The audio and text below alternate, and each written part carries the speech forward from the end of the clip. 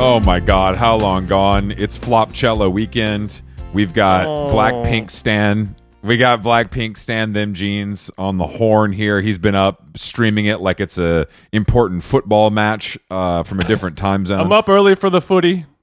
And when I say footy, that's not football. That's footage of Korean women dancing in provocative clothing. Okay, well that's going to get me up, I guess, more than some soccer. We were arguing about this morning in the group chat because I think this Coachella headliners is feels like it's box checking algorithm behavior. There's no sauce, there's no swag, there's nothing cool. And then I was doing some research, and I found a story that said for the first time since 2010, Coachella did not sell out pre-sell. There's a lot of meat to chew on this subject. I just want to remind you, the good people at Golden Voice have booked us for their Just Like Heaven festival on May 13th. Tickets still available. Come check out How Long Gone live, as well as DJ Them Jeans. Carry on, Chris. I mean, that's good for them. They booked a good festival with bands that are actually good. You know what I mean? Yeah. This is not a shot at Golden Voice. This is a shot at our society as a whole. No one I know can name a Blackpink or a Bad Bunny song. It just exists in the ether, and it's huge. And it's like a strange turn of events, I think, is all I'm saying. Like, not even that they're bad or good. It's just kind of like uninteresting, but like everywhere in the air, and no one actually knows anything, or maybe just no one over the age of 17 knows anything. Yeah, to me it reminds me, this is more of a California thing and less of a New York thing, but there'll be shirts where like kind of a hardened gang member, a foo gone wild, perhaps wearing a shirt that says like "fuck love." You know what I mean? Like, you've seen a shirt like that before. Yeah, right? of course. It's sort of that same elementary sentiment going on with a lot of, like, any Blackpink or Bad Bunny song. Like, all the songs are just like, love is death, kill is love. You know, where if you're like 13, you're like, wow, like the juxtaposition of good and bad together. It's too sick. Hold on to your fucking hat, like. And don't worry, I've tried everything. I watched the Breeders last night. They were playing in the Spiritualized tent for the old heads. Oh, no. Also didn't do much for me, but nothing is worse than internet sensation J. Paul, who all you nerds have been jerking off to because he did the thing that is so smart, where he made one album that is apparently quote unquote good and then disappeared, never played live, and then took $250,000 to play his first show ever at Coachella and absolutely fucking bombed. Well, I think him bombing is a little subjective. I watched some of the live stream, and it seemed as if he was performing, he was singing on key, in key, he was doing the right notes, and the crowd was yelling and cheering. So I don't know if it's technically a bomb. I think it's a subjective dislike of him. No, it's not even a dislike. But that singing good is I would say maybe half of a performance when you're doing something at that level. Like, coming out and wearing a wig and standing straight as a board and singing your songs is not worth $250,000, in my opinion. There needs to be a little more of a performance when you're playing. So it is subjective, but it's not a bomb. If 50,000 people are screaming their fucking heads off, if Twitter are going like 50,000, oh my fucking god. First of all, 50,000 people screaming their heads off is because they're on drugs. They don't care who it is. That has absolutely nothing. They're screaming for anything. That's the whole problem with festivals. It doesn't matter because people are just there for the experience. That's the whole issue, is the booking actually doesn't matter. I've said this before, but he's been on record. Maybe I'm wrong because the tickets didn't sell out. So I'm in an impasse. I'm in an impasse. Well, week 1 sold out. Week 2 didn't sell out. And that article that you referenced, there was an interesting point that I had not considered, considering we are a global nation. Sure. Music from Latin America and Asia have become more popular than American English-speaking music. But the point that they said is 2 out of the 3 headliners don't typically perform in English. And that's not something that I had even considered. How about you? Frank Ocean performs in English, or is it just he does perform? I've never. Okay. But, I mean, there's somewhat of a point there, and I think that obviously Bad Bunny and Blackpink, those 2 artists sell more tickets than everyone. But that's just for their concert, their solo show, and I think Coachella is still. Well, I just don't. If I like Blackpink, I'm not gonna go camp and get my fucking Chanel skirt dirty. so I can see Blackpink at Coachella when I know I can see them at the Forum in 6 months and it'll be a fully controlled Blackpink experience. You know what I mean? Like there's just no reason to see any of these bands at Coachella unless you want to go for the experience. I won't have to rub elbows with vintage culture fans. Yeah, for exactly. example. Edenbrook is not going to bleed into my ears, or Elderbrook, whatever it was. But yeah, I think that I just don't think that there's any. I mean, I'm dreading tonight, Jason, because it's a combination of two of my least favorite things on one night, which I didn't foresee coming until I saw someone on Twitter talking about how they were burning the midnight oil on the East Coast to watch the Frank Ocean live stream. But I think I know one of the two things.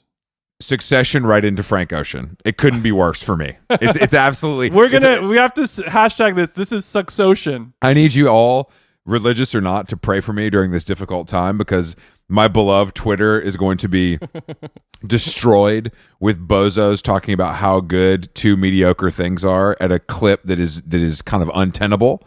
And I just want you to keep me in your thoughts, Jason, as you enjoy both of those things. I think that that Succession chatter has sort of calmed down this season. Are you crazy? Are you crazy, Jason? Except for the last episode, the first 2-3 episodes, it was a little mild. There was like the craziness of like, oh my God, it's back. Succession is coming back.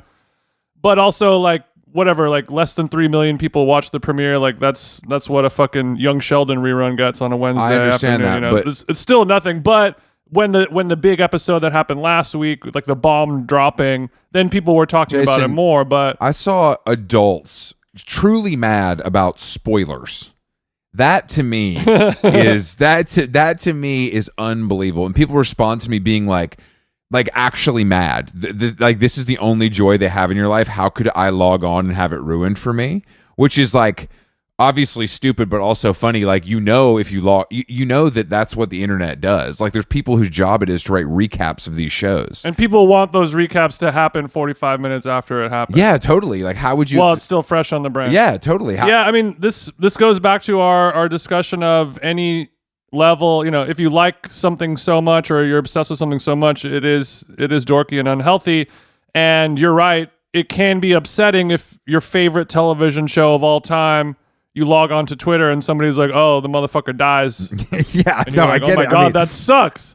That sucks so bad. But you cannot publicly say that sucks. You cannot. You have to take that L. You have to be like, "Damn, bummer. I shouldn't have checked that." Versus like, "This is why." You know, like write a Substack about why you're bummed out that somebody on Twitter said the motherfucker died. But I also that's the spoilers. Motherfucker died. I just don't. I guess to me, it's also like if you dorks love the nuance of the writing and the character development and the plot and the story arc, then it doesn't matter if it's spoiled because you're there to enjoy the art and unpack the true nuance of TV writing. But maybe you're all full of shit and you really just want to watch some dumb stuff, and that's what it actually is. That's what the way people debate it.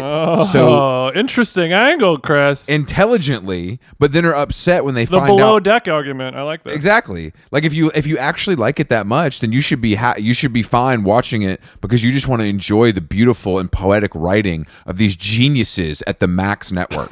It just seems like Thank you for say her name, Max. Say her name. No. It just seems like it just seems funny to me that everybody wants it both ways. But Jason, thank God, there is hope for me because Love is Blind live reunion is on Netflix tonight, so I'll have something to kind of satiate me and keep me away from the World Wide Web, where all you guys are acting smart, liking Frank Ocean and Succession.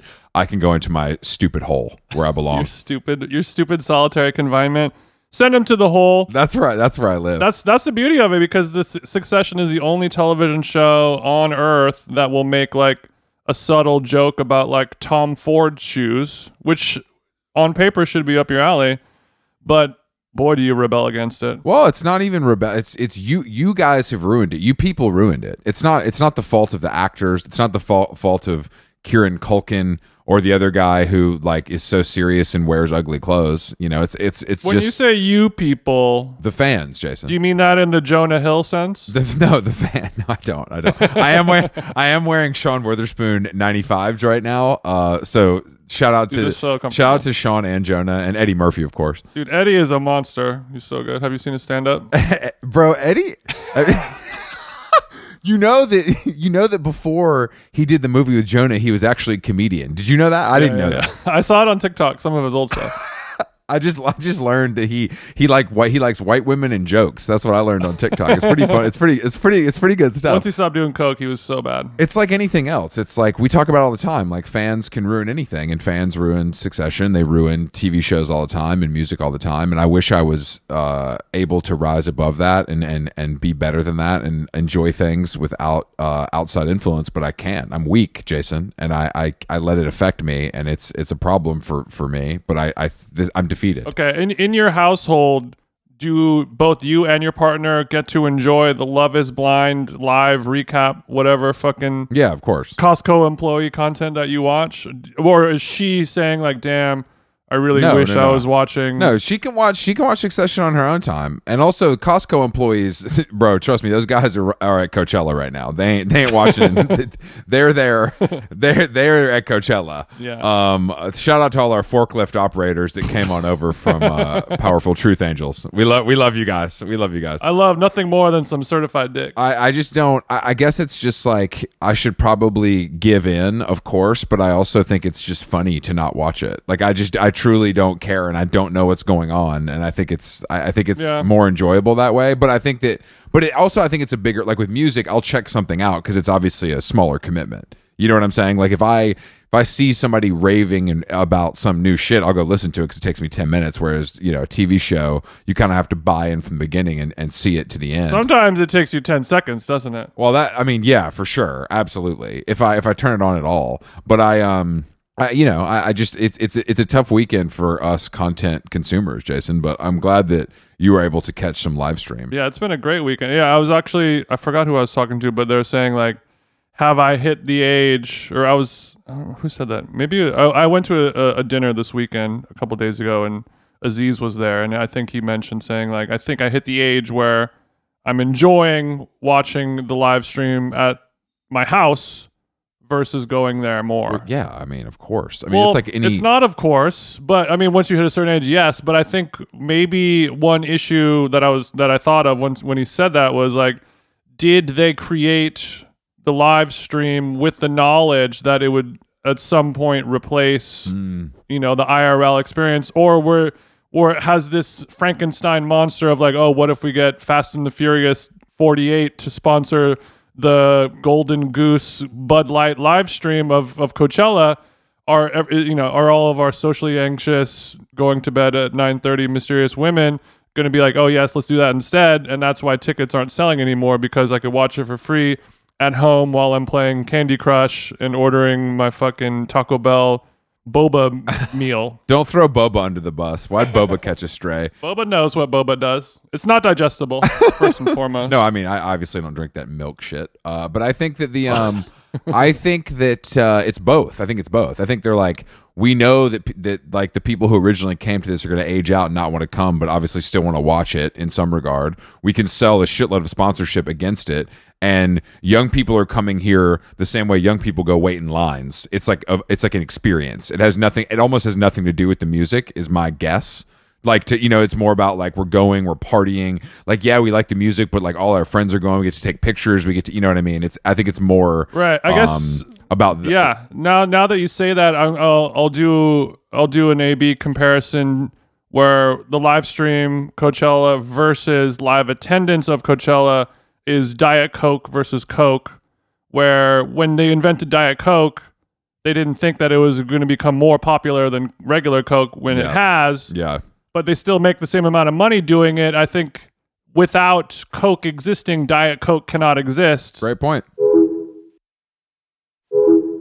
No, that makes total sense though. It's like both things you have to do everything both ways now. I mean, I think that I think that we have no choice, because there's a lot of people that don't want to do anything. There's a lot of people that want to do everything, and we got to make money off all of them. That's the key. And that's why How Long Gone tour tickets are on sale now. Atlanta, Philadelphia, Chicago. There's a few left in every city. Make sure you get those. I went to a live performance on Friday night myself, Jason. I went to better be good. See old pal Dave Gahan and Depeche Mode at Madison Square Garden with a two-time Hall of Fame guest, David Coggins, who, even though it was 90 degrees, was able to put on a suit for the occasion, which I respected. Was it really 90 degrees in New York? It was honestly high 80s. I think it was like high 80s, literally. Even like as the sun was setting. So we went to the Chelsea Hotel, the new Chelsea Hotel, to have a bite before, which was it's really nice. I hadn't been yet. And I knew it was, but I was happy to go. Any highlights, standouts on the menu? I mean, it's El Quixote, so it's Spanish food, which isn't my go-to, let's say. Oh, no. But I did have a delicious piece of whitefish. Don't worry, I still found it. But I will say this, the bar at the Chelsea Hotel, incredible nut mix. And my love for the nut mix. So we went there after dinner, and David had an espresso, I had a bottle of sparkling water, but they were able to bring us the nut mix that did kind of hit as an after dinner dessert, kind of. So I was very pleased. I was very pleased with the nut mix at the it's Chelsea Hotel. Tough. As somebody who is almost 3 weeks Cali sober, I've realized that Spanish food is sort of pointless unless you're drinking. It's just not. It's the least sober motherfucker food out. It's fine. It's fine, but I just like it's fine, but it's just like every Spanish restaurant. It's like, here's like a $37 plate with like some ham that I sliced on it. Here's some like tinned something. Don't forget the slices of bread with tomato and garlic that they think and I'm like, bitch, this is pizza. No, that I do love. It's good, but it's fucking pizza. Like I like it, but it's like this is not. It's pizza deconstructado. I don't need to eat that. I like the way it tastes, but I don't want to go to a restaurant and that be my thing. That's true. And anyone can go buy a piece of bread and a tomato and rub it on there and put some salt and garlic on it. I don't want to be charged $11 for that. I do agree with that. But it is a thing where you're like, I'm just going to drink. I'm going to eat some fun almonds that have an interesting spice blend on there. David was able to enjoy some gin and tonics that were a large size to kind of get him in the zone. But, I was very... Fabuloso. I was very happy. Yeah, it was beautiful, though. I highly recommend. But then we walked over to MSG. Actually ran into Andy Haynes on the street on that walk. Shout out to him. Yeah, Andy Haynes, side note for him, funny guy, funny comedian. When I posted the picture of my nosebleed, he just responded, "So you guys finally fought? Wow, cool." That's a real, very comedian response to that. I love a pro. We walked over to MSG and the seats, were amazing. We had like really good seats. So thank you to Columbia and Dave. But so Coggins, I knew Coggins was like a fan. Like I knew he's like a Depeche Mode head, because I find in my life that like guys that are like about 5 years older than me really love Depeche Mode. It's like a reoccurring. I don't know what it is. Like I seriously, it's very strange. Like my first boss, Farshad, we listened to Depeche Mode in that fucking store all the time, and he grew up in Germany, and I think they're also really big in Germany. Yeah. So it was like a double. It was stark, like a double brutalist thing for him. Techno undertone, and yeah, exactly. If it's one thing Chris Black knows, it's guys who are 5 years older than him. So how was the show? That's true. I know. If there's one thing I'm an expert on, it's guys 15 years younger than me and guys 5 years older than me. There's no in between. The show is fucking pretty amazing. Like I have to say, like I'm a casual fan, but after I interviewed Dave, and I just wanted to see it. Of course. And Coggins though is an encyclopedia. This motherfucker is like leaning over. He's like, all right, this song's from the record it came out. He knows every detail, and it was nice to have a whisperer. He's like, I got this one. I got this 7-inch clear blue. When he's like, I listened to this song for 4 hours straight when I was driving to visit my girlfriend in college, and I was like, that's so wow. So he had a lot of great anecdotes, but yeah, the show's amazing. I mean, Dave Gahan's fucking running laps around J. Paul. You know what I mean? It's like this guy is like 60 years old. He looks amazing. He's wearing a fucking see-through shirt and Cuban heel Saint Laurent boots, and he literally doesn't stop moving for an hour and 45 minutes. Martin Gore, on the other hand, does need a wheelchair, but it's fine. It's like, you can't have it both ways. Does he really need a wheelchair, or are you? It's not great. I mean, it's not great. He sounds good. No, but he wasn't literally in a wheelchair though. He was just moving slow. Moving slow. That's all. Yeah. But I was seeing a little bit of a glimpse into our future. Someone needs to practice their knees over toes mobility. Carry on. I could see it now when we're doing How Long Gone live, 40-year celebration, and TJ is a little stiff, but I'm out there in my see-through boaty, doing pirouettes like Gone. I saw our future in a way that I wasn't expecting, and I did enjoy that. Yeah, it'll be a shame when people are, because when you go to a live podcast, you sort of expect to see that level of theatrics and the choreo, Exactly. Do they still have it is what we're all asking ourselves. Exactly. I'm going Charlie XCX mode at the 40 year. But yeah, I think it was really fun. I highly recommend it, but I just like, they have so many great hits, and like even the new stuff is like pretty good. Like the new single is like pretty good. So it was fun, and I was happy to take someone who like really loved it. It was very satisfying to me. Hopefully we got a little smooch at the end. Well, I mean, he's a little tight with it, but I walked him to his car. I'll say that. Yeah, I love a lot of Depeche Mode songs. I would have loved to see him. It's one of those things. Also, the crowd is pretty. Maybe one day. The crowd is pretty interesting because it's truly like all walks of life. Like everything you can think of is represented. Like skaters, cool guys, goths, fucking white, black, Asia. It's everybody. Yeah, that's because in LA, it's all walks of life at the Depeche Mode concert. Mexicans, Brazilians, Argentinians, Colombians, Ecuador, Venezuelans. Yeah, it's like that. I mean, of course, there were still some, like chubby goth chicks falling down in their Hot Topic platforms.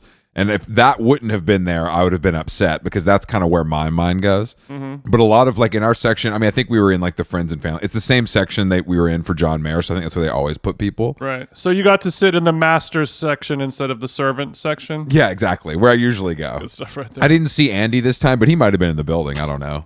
But it was fun. It was fun, man.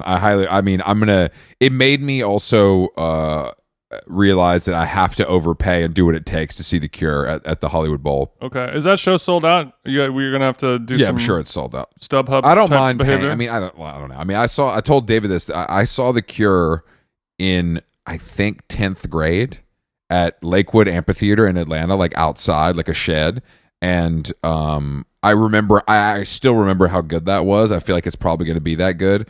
I would love to see them, kind of after sundown, just based on kind of what the looks are like these days. I don't need the cam super zooming on Robert in the LA heat, but we should go. It'll be good. It'll be really good. Yeah, I'm sure it's in their contract. We do not play before sundown. Well, that's the thing though. There was this documentary about them playing in Hyde Park, and it was crazy. Like, I'm like, how did this? They just must not care anymore. Like there was a lot of footage that there was some damning footage of their faces and bodies. Some damning footage, yeah, exactly. But I mean, I'm still gonna pony up. I'm still gonna go. So tell me about this dinner you went to, because I've heard some rumblings. But it sounds like a real murderer's row of freaks. Yeah, it was at this restaurant called Monarch, which is Umberto from Opening Ceremony. He has another restaurant in LA called Chifa, but this new restaurant, it's like in San Gabriel Valley, kind of more like family style, Chinese, funky, weird vibe. But I liked it. I liked it a lot. The room is just like, it looks like a Rosalia video or like a Bjork video, just crazy colors, crazy furniture. It's super fun. I was telling him like he has to do a party there. Like there has to be some type of Yola Mezcal activation there or something. I can't wait to drive an hour to drink sparkling water in the San Gabriel Valley. Nothing sounds more appealing to me. I had a lychee mocktail actually. I mean, dude, you're gonna drink on tour, right? I don't know yet. We'll see. You please do. Let's just talk about this now before we get into this dinner, because if you don't drink on tour, I don't know how much fun I'm gonna have. Really? Yeah, dude. Because you're the loose guy. You gotta be loose. You gotta have a couple of Casamigos in you, or I'm afraid you might stiffen up like a fucking dead rat. Yeah, I mean, that is the question that we're all asking. At least I'm asking myself. I got to figure out a way to do it.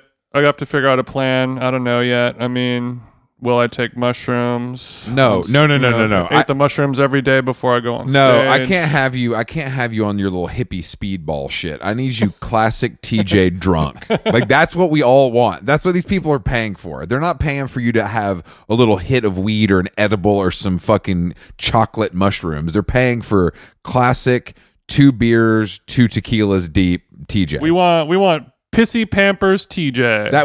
It's just it's the brand promise is that I'm the one who's drinking water and saying stuff, and you're the one that's drunk and saying stuff. That's what this podcast is. No, you're right. It's something I've That's what this considered. is. Maybe I'll hire a hypnotist who can show me how to be.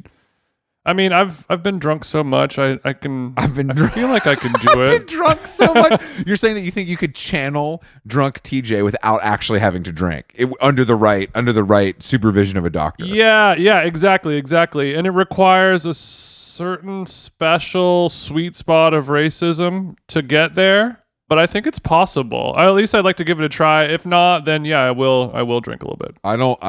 You're drinking. I'm just saying it now. I mean, I'd be worried if you weren't. But anyway, tell me about your dinner and how it went. Oh, it went well. There was a couple How Long Gone alums, Chloe Wise.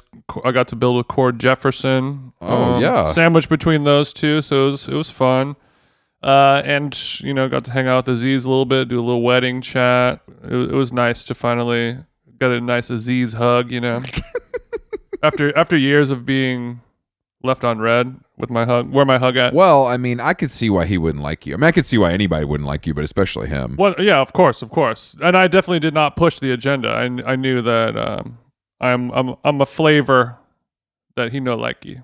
But things change. No, people grow, and I'm glad that you guys got to break some Chinese bread. We got to break some bao. What were the highlights here? Was there some spicy additions, or was this kind of a more white friendly? One highlight was there was like a kind of a Szechuan pepper lobster with noodles that was really zingy. Oh. There's a fried rice that had some shrimp in it, and that was quite good. And the fried rice had those little red fish eggs, but they're like super bright and super little. So they really kind of made a normally like a drab looking dish like fried rice kind of become alive with a pop of color.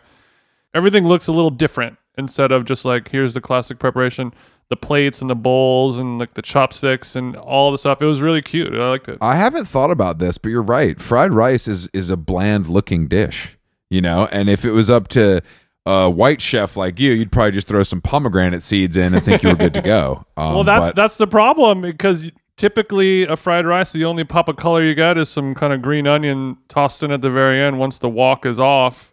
And it worked out especially because I had some mushroom space tea beforehand with my Cali Sober flavor. Bro, it made the drive there really fun. I'm having a tough time with Cali Sober for you, honestly. Like, either let's do 30 days, or let's go Betty Ford and get this thing over with, or you need to get back on the sauce.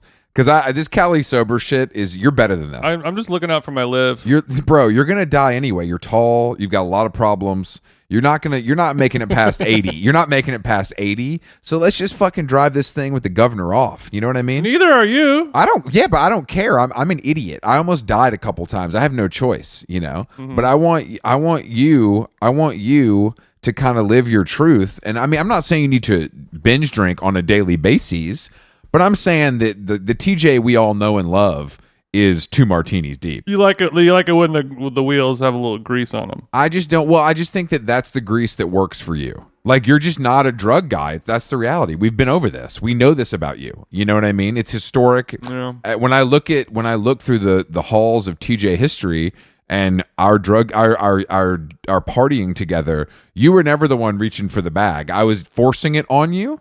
Or you were politely declining. There was no, you know what I mean? So I just want you to be true to you, bro. And I'm not trying to put pressure on you, because that's not fair, but I just want you to think long and hard about this decision you're making. Yeah, Chris, as somebody in recovery, I am feeling pressured. And cocaine is not the only fish in the sea, my friend. I know, but these other fake drugs, if it grows in the ground, if it's not stepped on with chemicals, like, I don't care about it. That's not real. What about Molly? Molly's fine. I'm feeling social, restricting my diet. I'm not hungry. Molly's not a bad idea, but maybe we should. Maybe if you're worried about caloric intake, which obviously I can relate to, maybe we look at just shots only. I mean, that's basically just what a martini is. It's a shot of vodka with ice. Yeah, let's just start. I'll get so we're bringing our friend tour manager Tim on the road with us. to handle merchandise sales and also kind of obviously clean up after us, make sure my towels are warm. It kind of like make sure the checks clear at the end of the night because I don't want to be the bad guy anymore. And I think that we could put him in charge of kind of making sure there's a shot ski style lineup backstage before you get out there, so that it's keeping her drunk. Yeah, just kind of keeping a small buzz going. You know what I mean? Make sure there's enough slop in the trough for this old pig. Well, I just the idea of, let me tell you something. As a person who's been to Philadelphia sober many times, you don't want to do this, bro. You don't want this life. And as a person who's never been to Philadelphia sober, you can't eat the food there without being blacked out. From what I've seen, I'm just trying to prepare you. That's all. Obviously, you're an adult. You're smart. You've lived a lot of life. Your EXO tour life. You have many years under your belt. And I think there is some moderation that could be looked at. But I'm just saying now that we have a little help on our hands, you can stop thinking about this stuff and just kind of operate as a star. That's who you are. I'm kind of the business mind. I have to have all these calls with our agents and blah blah blah. Yeah. You just show up and go, baby. Whereas I didn't even know we had an agent. That's what I'm saying. It's like that's not your problem. You're the talent, dude. It doesn't matter. Speaking of, I just want to. We're going on this Vegas, writers retreat. Yeah. And there's been a new development. In addition to our Carbone res? No, just the Carbone res. That's the only development. Okay. Friend of the show, Al Wilmot, was able to secure the Carbone Vegas, like Friday night primetime reservation for us, which I was like, I knew Al had juice, but I was like, damn, I thought this was, I don't know, I thought that was a hard thing to do. And maybe it is. For most it is. I mean, for the guy who got us a Balthazar res Friday night with 8 minutes in advance. Oh, yeah, that's true. So it is a thing that is difficult to do. But this is both of our first maiden voyage to Carbone, correct? Yeah, I've been to Teresi. Is that they're connected, right? I've been to Teresi as well, but that I don't think that's the same. I mean, they're both restaurants that serve it's not the same $65 pastas and play hip hop. But that's just every restaurant now, I think. So Teresi is to Felix as Carbone is to Mother Wolf. That's probably a good parallel to draw. With a little more Guido sauce poured on there. So I'm very excited because I feel like there's no one I would rather do this with than you, and I like that we're going in with no guidance. I like that Al and Paulie aren't there. Mario is not there. My new friend. I'm glad. How much guidance does one need to eat spaghetti and meatballs? Well, I think that there's still. I'm sure at a restaurant of this caliber and our friends at Major Food Group, the menus aren't small, Jason.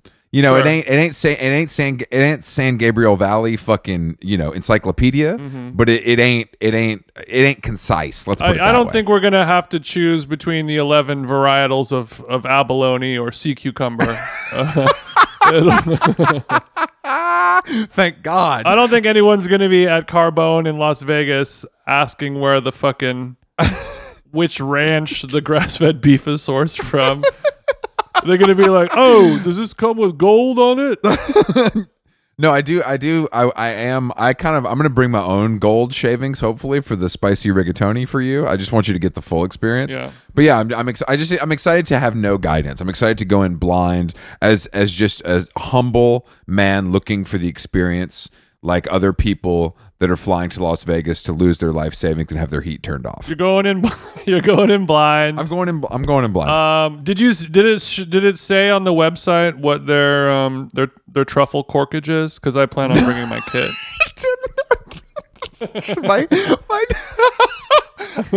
The thought of you pulling out like a little like Prada bag and having truffles and a little shaver in it is really funny, bro. Yeah, I mean, you know that Benny Blanco's assistant has had to call a restaurant ahead of time to make sure that it's okay that he brings his white truffle and shaver. There was one of those Twitter things where it's like I can't remember what they're called. It's like people tell these stories about dating and they're always like insane. And one was that they were at a restaurant and they didn't have like a certain kind of sauce that this man's date wanted, and she just left the restaurant and went to the bodega next door, bought the sauce, and came back and used it on her meal. And he was like, am I wrong for not wanting to see her again? This is crazy. And people were, I'm just like, dude, that is absolutely serial killer behavior. Like the thought of you being at Prime Pizza and being like, oh, you guys don't have ranch? Okay. And going down to the 7-Eleven, buying some fucking Hidden Valley and squirting it all over the pizza think about that. Like people really behave like that in this world. It blows my mind. Yeah, that sounds truly awful. And I'm trying to think of what type of fat influencer would do something like that. If you're doing it for the content, I guess I get it. But I think this is just real life. The line of real life and content is unfortunately blurred. But speaking of food, I was thinking a couple days ago about this, and I wanted to enough to write it down in my podcast notes. Is wanting and ordering dessert at a restaurant a female trait? The fact that you would attack me like this on my own show is dessert. Look, Jason, is wanting to bookend your meal with a little something sweet a female trait? If it is, and that's not necessarily a sign of weakness. I'm not using that stereotype. Oh. If there is a God, I would like to meet her. But I'm just saying, if ordering dessert is a female trait, you can call me Mrs. Black, bitch, because dessert is truly all I have Black in this life of sin. At the worst cookie restaurant at the mall. No, ordering dessert is the only pleasure I have in life, really. So I think that like I give myself a pass, and I love dessert, and it's my sweet tooth will be the undoing of me. No. You also get great pleasure out of Barry's boot camp. Yeah, I get it, but as well as dessert. But I'm saying as well as a light piece of fish. I'm saying I find all these masculine things. I just get such pleasure from dessert. I can't even explain. I can't even put it into words how much I love it. I really can't. Like a nice set of diamond earrings or something like that after he's been mean to you. That being said, it is a female trait, and I recognize that. But also I think most women don't want dessert or maybe they want like a sorbet. No, that's not true. Nobody wants sorbet. You eat it because it's the right thing to do. That's true. The only time I want sorbet is when I need to cleanse my palate with like a bitter blood orange Campari sorbet before I eat my fucking Tres Leches chocolate sundae, you know? The thing, there are some desserts I don't like, you know? Like I like to get, like we went to ABCV the other night, we ordered 3 desserts with my friend Ezra and Courtney were visiting for Depeche Mode, and the highlight dessert, like this weird like sundae they had, was the worst one, but I kept eating it because I wanted to know why I didn't like it, and then I realized that there was some pineapple buried underneath all the good stuff that was just polluting the dish. You don't like pineapple? I don't like pineapple in a sweet way. I like pineapple if I'm... I love the idea of you finishing the dish so you can figure out why you don't like it. That's like, God, I hate this cocaine. I guess I gotta do this whole bag to figure out why I don't like it. This Coke is so fucking bad. And I need to know why. As I rip the bag inside out and start licking the corners. I just couldn't get it. But then there was other more kind of less experimental desserts that were really hitting the spot. But I do think this. I think experimental dessert is awful. Like, I think the beauty of a place like San Vicente Bungalow's dessert menu is that they got chocolate chip cookies, they got fucking birthday cake, they got key lime pie, and they got a sundae. That's the desserts. Like, let's not... I know that your pastry chef is a James Beard Award winner. Congratulations. The accolades are amazing. I'm really impressed at what you did in France, but I don't need experimental dessert. That's just not the place where I want. You don't want to be challenged. No. There's no upside to it. It's like when the server memorizes your entire order. It's like, great, I'm glad you're able to do that, but there's a good chance you're going to fuck it up, and then this whole thing is for nothing. And it's the same thing with desserts. If you're really good at making a challenging, interesting dessert, even if you pull it off successfully and correctly, there's still a 50% chance I'm going to be like, Yeah, I just don't. I wish I ordered a fucking vanilla sundae with chocolate fudge. Because you need comfort with desserts. It's a very important, delicate matter. And if your comfort is not comforted, you're upset, and then you have to go somewhere else for your dessert you want, or you have to go to fucking get a mini pint of Haagen-Dazs from the bodega on the way home and eat it by yourself. You got to stop for some chocolate chip cookies from the fucking, the guy, our friends at Chips Ahoy. I need a sleeve of Tate's. Yeah, I mean, Tate's be hitting, though. Tate's got the gluten-free. Gluten-free is actually better than the regular. You heard it here first. That's fucked up. I know it. Shut your fucking mouth. It's fucked up. I'm sorry to do that to you. But,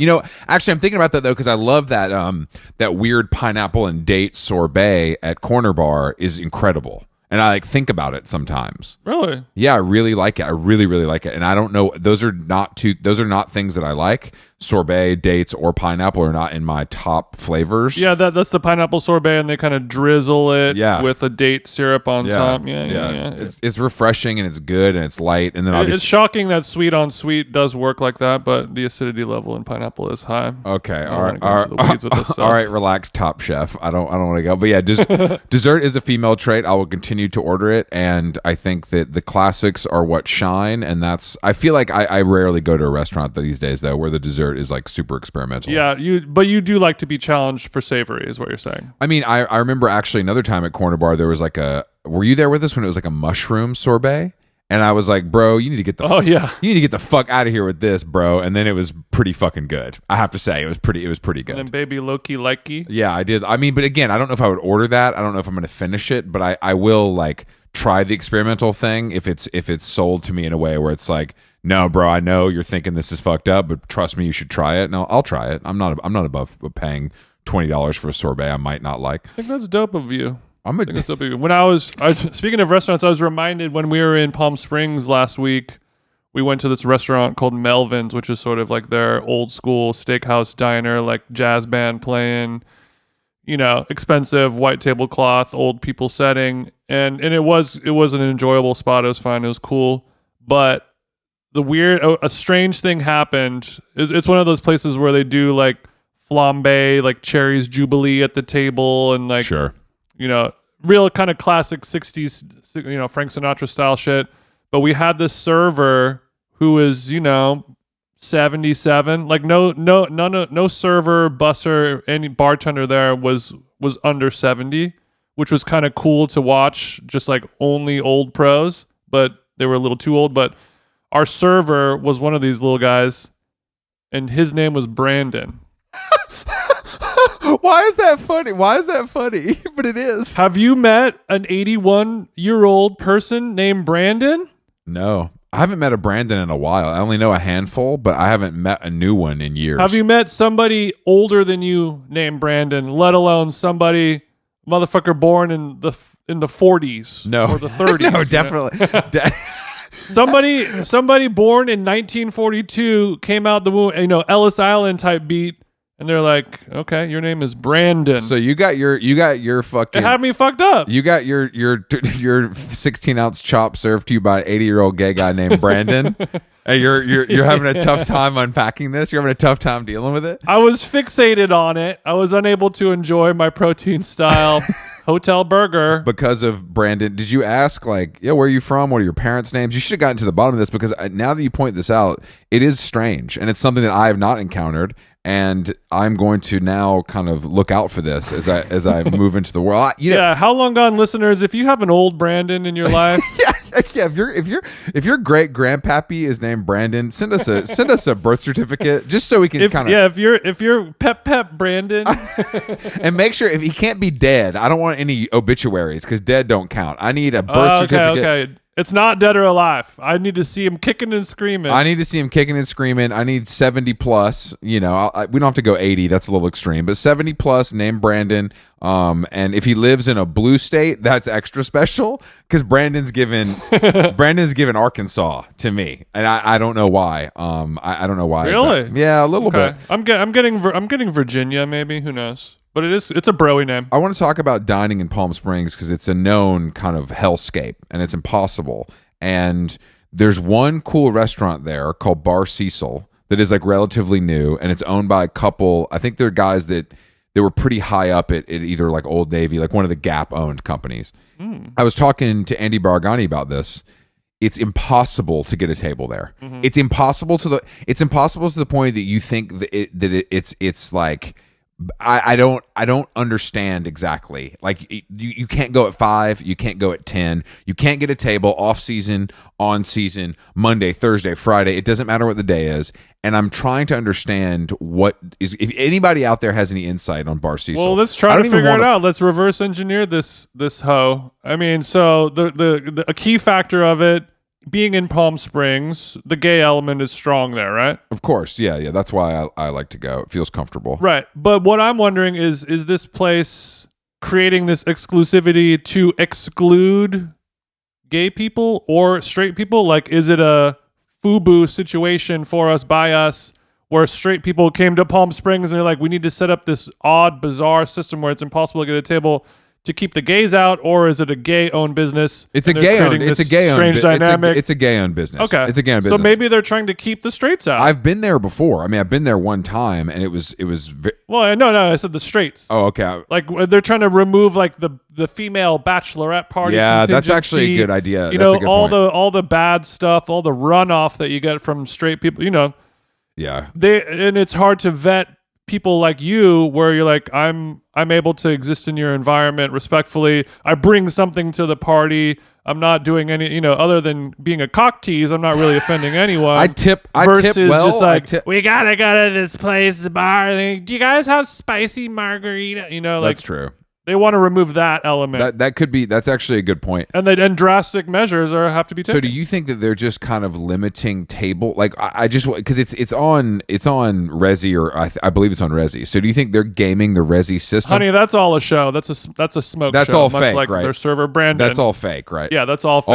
All the real fake. tables are getting booked by text message with the owners, the maitre d'. Yeah, some of the more well liked servers, and the scrap tables go up on Resi, and those get snatched up for the 5 p.m. on a Tuesday. Damn. So this is the desert Mava wolf. Yeah, one could say. It is. And now I want to go there so badly because I'm feeling it's working, is what I'm saying. I want to pay for it. Yeah. And it's just a regular ass restaurant. It looks cool, but it's just like a shrimp cocktail restaurant. It's like every other restaurant. But I desperately want to go there. I want to go there every night. I'm in Palm Springs because the food is so bad, and that place is the only place that gives me a vibe that I want to be a part of. Besides the health food store and the gym that's full of Brandons. That is the only place I want to go to. It's so bizarre. I think, and also, how do you feel about the scenario at those places where it's kind of like, well, if you really want to, we open at 5 p.m. You can line up and try to snag a seat at the bar.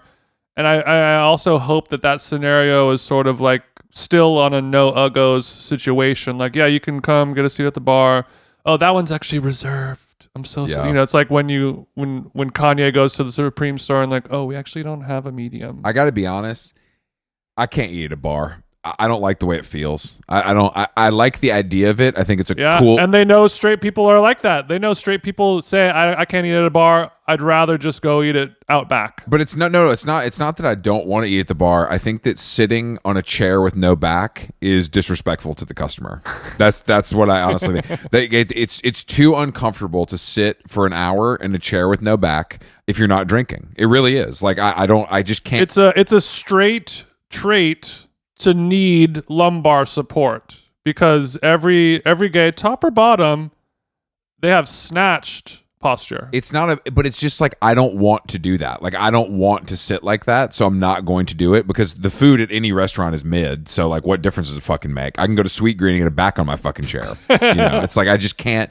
I'm not going to spend $150 on a salad and a piece of fish and a piece of chocolate cake and be uncomfortable the whole time. The sweet irony is this is like a gripe ripped from the script of any episode of Sex and the City. Like this is what Samantha, basically a gay man in a woman's body, is saying like, oh, I can't eat at a restaurant without back support. Yeah, it's real. And I mean, I will do it, obviously, if it's a place I really want to go and that's the only option. I also eat alone really often, but I think that I give off table energy.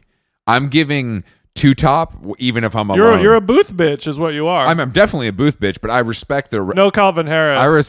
I respect a restaurant. I respect a restaurant too much to take up that kind of space, even if they offer it to me if I'm alone. Like I'm happy for a corner. Like even if I'm alone and I want a two top, put me by the bathroom. I don't care. I'm totally happy. I know I'm not making you enough money. Now that we're saying this, for for a booth bitch like you, a booth bunny like you, we should create a more kind of smaller single boothette, perhaps. I see.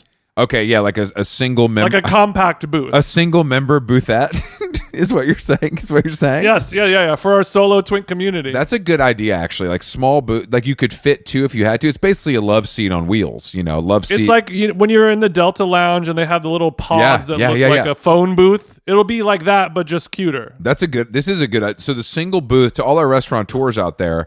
Let's start thinking about boothette. Let's start thinking about this. I'm sure you can shove a couple boothettes in Wild Air or whatever. You know what I mean? Let's start thinking. Because you guys are once again leaving money on the table. You're expecting us older guys to sit at a bar that's causing back problems and shoulder issues when you could just build us a boothette and we'll be spending more money and hanging out longer. And I think the real issue or the real protein of the boothette is those pods exist because we want to be alone, and we're not going to be reading a book at the bar like you would in Sex and the City.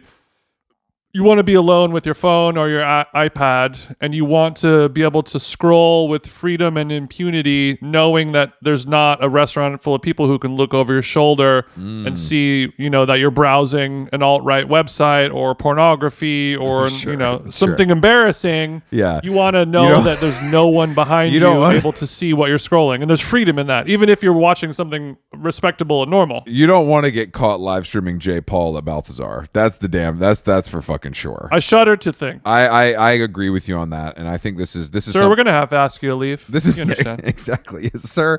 I'm sorry, but we're gonna have to ask you to leave. That your boothette is up. Well, especially now that they're limiting time. I mean, I think this is chilled out a little bit, but when they were limiting time on tables. Like, all right, you got an hour, get in and get out. It's a little bit like the whole situation wasn't super fun for the solo, but I think the solo is making a comeback, and I think we do need our own seating. Oh, yeah. And then you're able to also take as many food pics from whatever angles you need. Okay, that part doesn't interest me as much, but I know what you mean. It's a selling point, not for you. Also, when's the last time you've seen two cute Asian food bloggers with their Leica? They're never alone. It's only no food blogger. Travel in packs. No food bloggers taking a picture of their matcha croissant alone. Yeah, it's like the Marines. Never let your fucking. Yeah, exactly, dude. Yeah, 100%. Yeah, if you're gonna walk around Manhattan and go to 15 different places and take pictures of pastries, you're gonna need a support system. You can't do that alone. I'm with you, brother. I got eyes on you on your 6. I got eyes on you on the everything croissant. All right, we got the everything croissant. All right, light them up. Light them up. How long gone? Light them up is when I pull my ring light out so you can take a photo of my everything bagel croissant. Oh, how long gone? The everything bagel croissant of podcasts. We're happy to be broadcasting to you today. Coachella 1 weekend, Love is Blind live reunion weekend, Succession episode 4 weekend. It doesn't stop the entertainment. We are coming to a city near you in the very near future. Chicago, Philadelphia, Atlanta. The tickets are going quickly. London, we'll see you in August. Get those as well.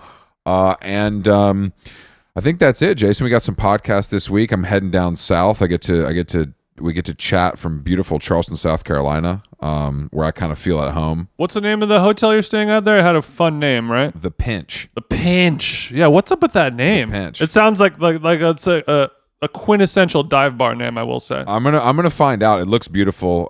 My friend Brooks that I hung out with at Superiority Burger, he lives there. He told me about it. And actually, I'm gonna get to build with Ian, the president CEO of Talk House, who lives in Charleston part-time. Let's go. So I get to do it's a little business and pleasure. I can put my kind of proverbial foot on his neck, make sure these ads are getting sold, make sure that Martha Stewart has been talked to, and then all over a bowl of Anson Mills grits. Oh baby, it's going to be amazing, bro. I'm going Anson Mills to the fucking dome. All we got is Anson Mills everything. That's real money when you're in the South. It is. Oh, there's also something that we'll be talking about this on Wednesday, but there's a little airmail mixer that I'm going to at the Chelsea Hotel next week, and I'm back to the Chell. This is my kind of fingers crossed. This is when I get the flick with Graydon. It's not Versace level. Well, it is for me, but I just think that I think that the two titans of industry kind of shaking hands under the dim Sean McPherson styled lights of the Hotel Chelsea is kind of what we all need. Not just me. So pray for me. I just love the sweet irony that wanting a photo with Graydon Carter is somehow gayer than wanting a photo with Donatella Versace. It is. Well, I want mainly to kind of it's something to study. I think I want to see his head next to mine, just to see size wise, and also like what his hair really be doing. You want to take a real hard look at that dome of his. Yeah, because I'm seeing some, because what a dome it is. It's I mean, the thoughts that come out of that thing, the seating charts alone. I mean, you can't put a price on that. Seating charts. You can't put a price. Yeah, I mean, and I would love to see a tour of all of his convertible cars, because how else does he get that windswept look? It's honestly, this is something. I hope he's sponsored by Dyson. I think anything is possible. He's sponsored by Audi TT drop tops. Airmail this week is presented by Dyson. All right. How Long Gone? Thank you guys for listening so much. We love podcasting for you. It's our great passion. And we will return next week with more podcasts, more fun guests. This is my fucking church, dude. I needed this more than you guys did, as well as the money from the ads. But I'm going to be pretty tired tomorrow because I'm going to stay up so late streaming Frank Ocean. So we'll talk about that on Tuesday. Make sure you get a little under eye kit or something. Don't worry, I have plenty of Dr. Barbara Sturm under eye cream. You know how you get when you don't sleep enough. You know how you get, Chris. Don't do that to me. It shows. I'll talk to you later. Thank you, Jason. Thank you, fans. Oh, you got it. Thank you, fans. Oh,